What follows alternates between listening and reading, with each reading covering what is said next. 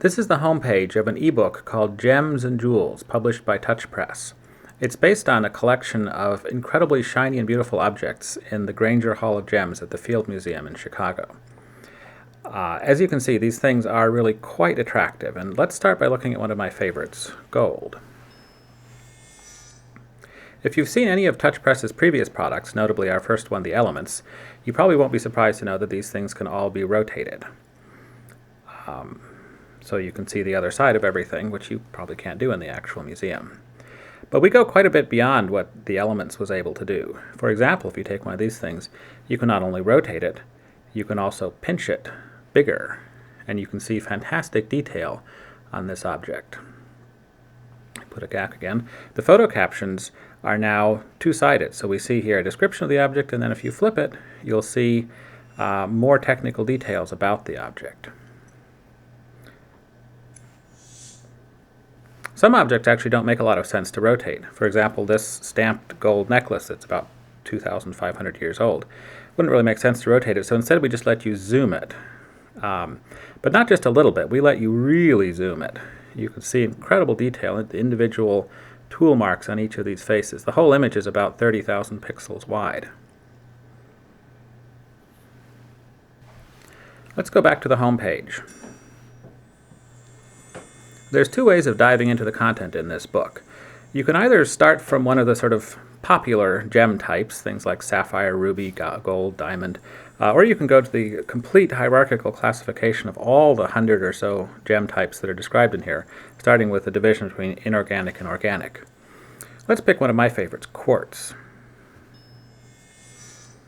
This is a sort of a menu page. There's actually 3 categories of quartz that are described in this book. Before we go and look at a specific one, though, I want to show you one of my favorite features, which is the life size button. You hold this down, everything suddenly goes to its actual physical size, which we can do because we know exactly how big an iPad screen is, and we know exactly how big each object is. Pick amethyst here.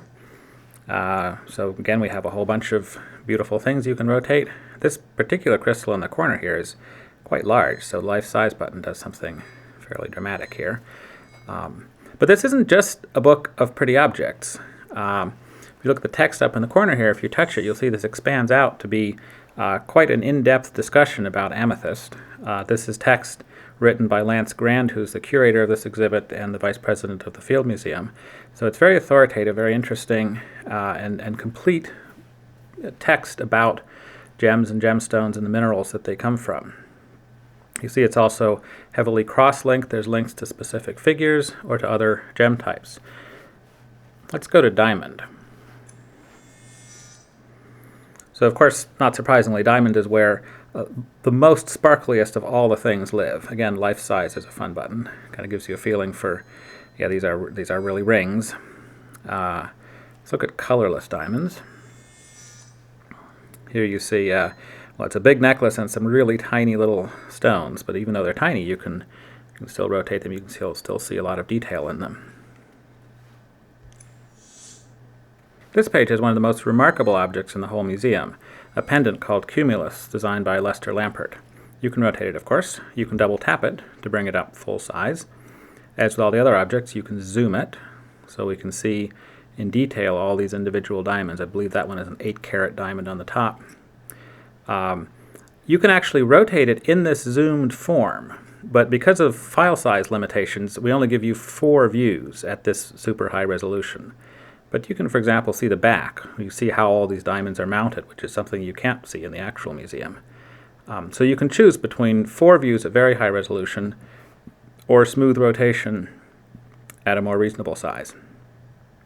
You can even go to a true stereo 3D view. Here, if you have 3D glasses or if you can free view these things, this object will now pop off the screen in real 3D.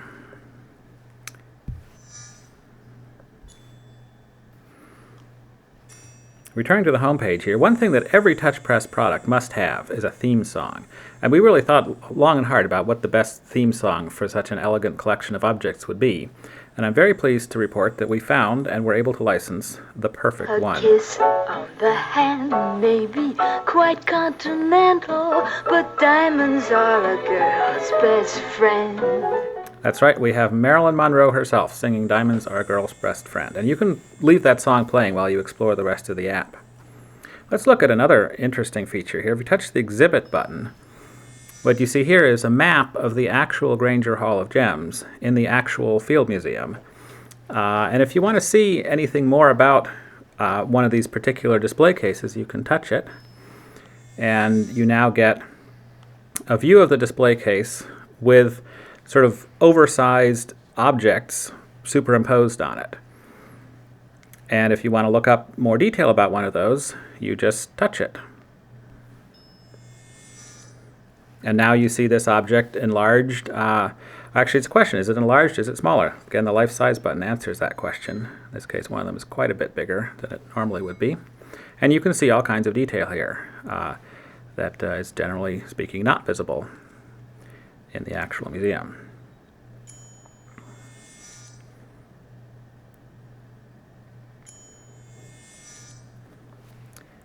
Now let's look at the complete categorization. If we go to the inorganic category here, we'll see that there's actually a lot more to it than just these few popular gem types that are showcased on the home page. For example, let's look at feldspar. Not something you may typically think of as a gemstone. So there's three major categories. We look at this albite anorthite feldspar. We see there's three subcategories of that. My favorite is labradorite. And the reason it's my favorite is because it has this amazing object on it here. You notice all the stripes here, very sort of iridescent stripes. It turns out these are visible only from one very particular angle. If we rotate this thing even a few degrees to either side, they go away. And this is something that it's almost impossible to communicate it's certainly not in print. Even a video, even what you're seeing right now, is really not the right way of experiencing it. You have to have it under your own control so you can get a feeling for how this optical phenomenon works. And that's something you get, of course, in the interactive form of this book.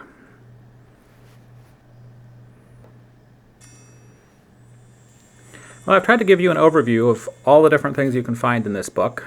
Beautiful pictures, hundreds of objects, authoritative text. If you like it, it's available right now in the App Store. Search for Gems and Jewels or look up the Touch Press products.